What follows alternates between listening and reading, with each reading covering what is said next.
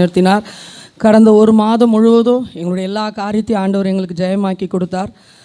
December மாதமும் November மாதமும் அதிகமாக என் வீட்டின் காரியங்களுக்காக நான் ஜெபித்தேன். வீடு கட்டி 5 வருஷம் ஆகுது, இன்னும் நான் செவரெல்லாம் பூசாத இருக்கேன். இந்த மழை வந்தோடனே ஃபுல்லாக எல்லா செவரும் ஓதமாகி உள்ள ஒரு மாதிரி ஆயிடுச்சு. நான் அதிகமாக ஆண்டவர் சமூகத்திலே ஜெபித்தேன். என்கிட்ட ஒன்றும் இல்லை ஆண்டவரே, இந்த வீடு பூசு வேலை செய்யப்படணும், என்னுடைய காரியம் ஜெயமாகணும் அப்படி சமூகத்தில் சொல்லி நான் ஜெபித்த பொழுது கர்த்தர் அந்த காரியத்தை எனக்கு வாய்க்க செய்தார். ஒரு நகையை வச்சு அந்த வீட்டின் காரியம் செவரு பூச எனக்கு ஆண்டவர் எனக்கு உதவி செய்தார். அது மாத்திரமல்ல, இந்த ஒரு மாதமும் ஆலயத்தில் வீடுகளில் ஜெபம் வைத்தார் பாஸ்டம்மா. அப்போது உசாமா வீட்டில் தான் ஜெபம் வந்தது. அப்போது பாஸ்டர் தான் வந்து அந்த ஃபஸ்ட் வீக்கு எங்களுக்கு வார்த்தை கொடுத்தார். அந்த வார்த்தையை நான் சொல்லி அதிகமாக ஜெபித்தேன். இந்த வார்த்தையின்படி ஆண்டவரே, இந்த மாதம் முழுவதும் நான் வெக்கப்பட்டு போகாதபடி இந்த வீட்டின் காரியம் சீக்கிரத்திலே எனக்கு நிறைவாக வரணும், நான் அதிகம் கடங்காரியாக நிற்கக்கூடாதுன்னு சொல்லி நான் அதிகமாக ஜெபித்தேன். அந்த வார்த்தையை பிடிச்சு நான் ஜெபிக்கும்பொழுது அதுக்கப்புறம் அது தொடர்ந்து பாஸ்டம்மா வந்து அந்த ப்ரேயர் நடத்தினாங்க. பாஸ்டர் ஃபஸ்ட் வீக் மட்டும்தான் வந்து எங்களுக்கு வார்த்தை கொடுத்தார். அந்த வார்த்தையின்படி எங்களை ஆசீர்வதித்தார். கடந்த செவ்வாய்க்கிழமை ஞாயிற்றுக்கிழமை நான் சர்ச்சைக்கு வந்து உட்கார்ந்த பொழுது எங்கள் அப்பாவுக்கு உடம்பு சரியில்லைன்னு சொல்லி எங்கள் அம்மா ஃபோன் பண்ணாங்க. அது எனக்கு கொஞ்சம் கஷ்டமாக இருந்தது. எப்பப்பா சுகர் ரொம்ப லோ ஆகிட்டு பாத்ரூம்லாம் போயிட்டாருமா, எதுவுமே தெரிலன்னு சொல்லிவிட்டு ஹாஸ்பிட்டலுக்கு யாரும் இல்லை வீட்டில் நாங்கள். அதுக்கப்புறம் அவங்க பசங்க வந்தோடனே எங்கள் தம்பிங்க வந்தோடனே ஹாஸ்பிட்டலுக்கு இட்டுன்னு போயிட்டு ப்ரைவேட்டில் தான் சேர்த்தாங்க. ஒரு நாள் ஃபுல்லாக இருந்தார்.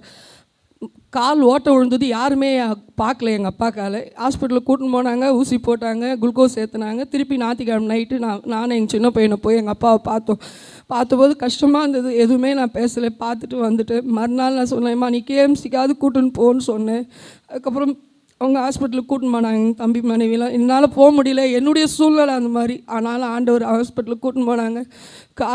எங்கள் அம்மாவை ஞாயிற்றுக்கிழமை ஃபுல்லாக யாருமே பார்க்கல. திங்கக்கிழமை காலையில் தான் பார்க்குறாங்க. கால் தளன்னு ஆகிட்டு அதில் ஓட்டை போட்டு சீடு அதுலேருந்து வந்ததை பார்த்துட்டு பயந்து அதுக்கப்புறம் ஹாஸ்பிட்டலுக்கு இட்டுன்னு போனாங்க, கேஎம்சிக்கு. அங்கே அட்மிட் பண்ணாங்க.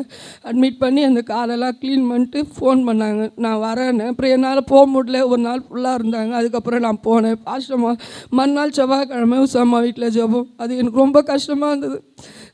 கால் ஓட்ட விழுற அளவுக்கு இவ்வளோ எல்லாத்தையும் பார்த்துட்டார். இருந்தாலும் இன்னும் கொஞ்சம் நாள் இருக்கணும் ஆண்டவரேன்னு சொல்லி.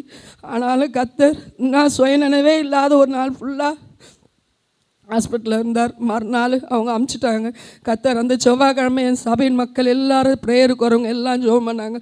பாஸ்டம்மா அதிகமாக ஜெபம் பண்ணி ஃபோன் பண்ணி கேட்டாங்க, எப்படி இருக்கிறாருன்னு. பேசுகிறாரு, சாப்பிடல, எதுவும் இறங்கவே இல்லை. எங்கள் அப்பாவுக்கு சுத்தமாக கஷ்டமாக இருந்தது, நடா இப்படி இருக்குதுன்னு சொல்லி.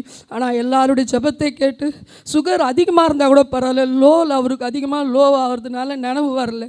ஆனாலும் கர்த்தர் எங்கள் அப்பா எல்லாருடைய ஜெபத்தை கேட்டு வீட்டுக்கு மறுநாளே அனுப்பிச்சிட்டாங்க. கட்டு போட்டு 2 காலையே கட்டு போட்டு உட்கார முடியல. அடுத்தவங்க தயவை நாடுற மாதிரி இருக்க சொல்லு. அது ரொம்ப கஷ்டமாக இருந்தது எனக்கு பார்க்க சொல்லு. எங்கள் சின்ன பையன் கூட என்னை திட்டினா, ஏம்மா தாத்தாவை குறித்து நீ அதிகமாக ஃபீல் பண்ணுறியா? நான் எதுவுமே சொல்லலை, அவங்ககிட்ட கம்முன்னு விட்டுட்டு. அடுத்தவங்க உதவியை நாடக்கூடாது ஆண்டவரே, அவராக எழுந்து நடக்கணும்னு சொன்னேன்.